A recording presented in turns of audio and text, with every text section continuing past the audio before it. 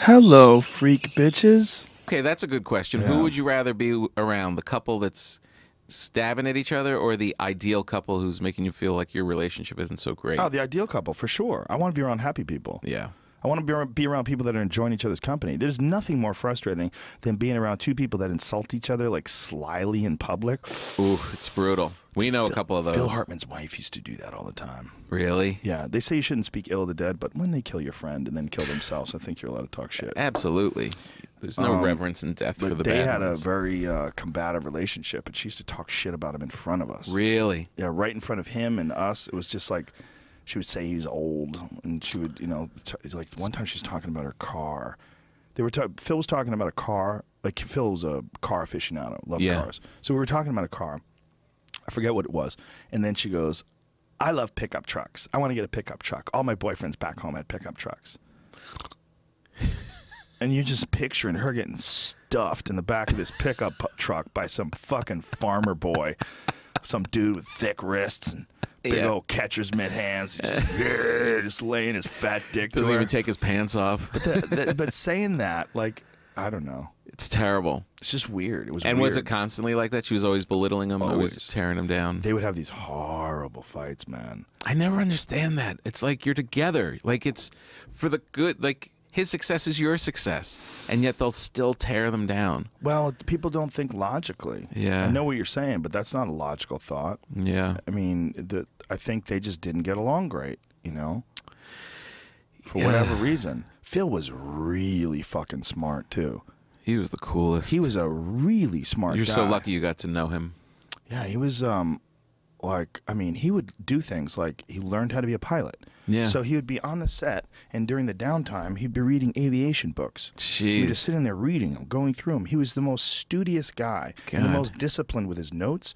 He would have his script, and each one of his scenes that he was in would have a certain highlight, like a tab, like a green tab or whatever the color tab was.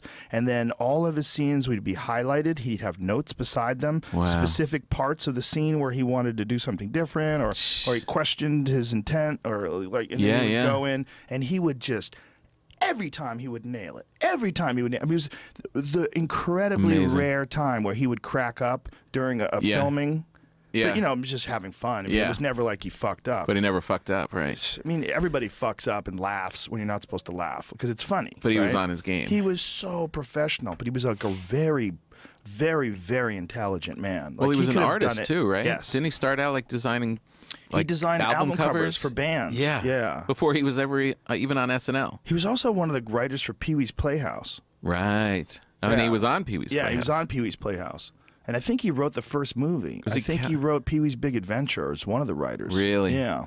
What a great, that's amazing. So you got to hang with him a lot? You guys would hang all the time? He took me up in his plane. He did? Yeah, it was crazy. Just I was the two of going you? to buy a house, and he was suggesting all these different areas.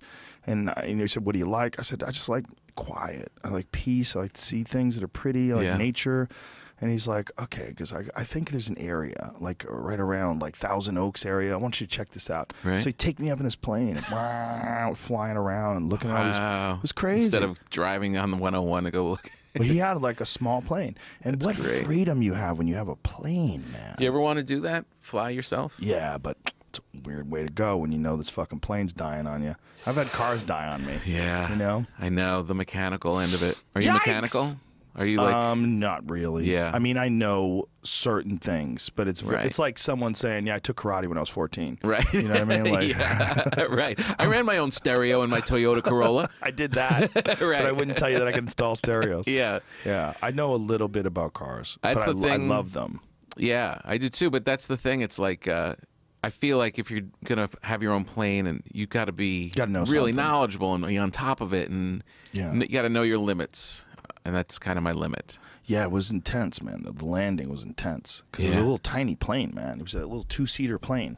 So it was just me and Phil, and we're coming in for this landing. I'm like, Jesus, it's right there. Like the ground's right there. It's like It's crazy. It's weird. It's And like a small plane. And knowing that it's like your goofy friend from the set is taking you in. Well, he was always like an older brother to me Was on he? the set. Yeah, because he was older than me. How much older more was he? experienced. Like At least 15? 16 years older, maybe more, maybe 17. 18 years old or something like that. And he was a star already, right? Yes. He was a star. Yeah. Like when he was so great. We were on the set, he is in movies all the time. You know, he was just getting off of Saturday Night Live. Right. And, you know, and then, of course, Dave Foley was a big star from Kids in the Hall. Yeah. And he was a big alternative star, too. Like, everybody loved him and because he was so smart and the writing was so good. And then Andy Dick was, like, a known weirdo. Yeah. And so it was a fascinating little great group of humans. crew. Yeah. Great crew. I remember spending a whole summer just watching Phil's Best of SNL disc. Ugh. The funny and stuff that wasn't even a hit. Like him playing the acting teacher. Oh, I mean, I would watch it in a loop. I could not stop watching it. He was so, this is something. This is nothing. This is something. This is nothing. And then he would like shit on somebody. Like, sir, can I get out of my class? He was on the money 100% of the time. Yeah, man. He would do stand-up for the audience for fun. Oh, yeah. He would, like, warm up the crowd. Oh, really? You know, he was, like, putting together almost like a little routine that he would do. Wow. And we talked about it. He's like, oh, I think I want to go on stage someday. Wow. He just never, I don't think he ever really did it, though. But he could have easily done it.